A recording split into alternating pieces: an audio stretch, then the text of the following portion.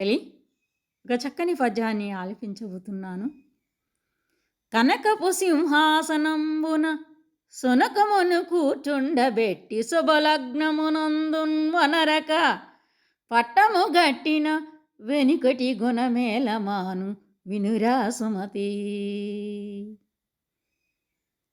ఓ సుమతి, ఓ మంచి బుద్ధి గలవాడా, కనకపు అంటే బంగారముతో చేసినటువంటి సింహాసనము అంటే గద్దె మీద సునకమును అంటే కుక్కను కూర్చోబెట్టి శుభలగ్నమందున్ అంటే మంచి ముహూర్తమున కూర్చోబెడితే వనరగన్ అంటే చక్కగా పట్టము గట్టిన అంటే పట్టాభిషేకం చేసినప్పటికీ వెనుకటి గుణము అంటే దాని జాతి సహజమైనటువంటి స్వభావం అనేది ఎలా మానును, ఎందుకు మానును అని దీని యొక్క అర్థం.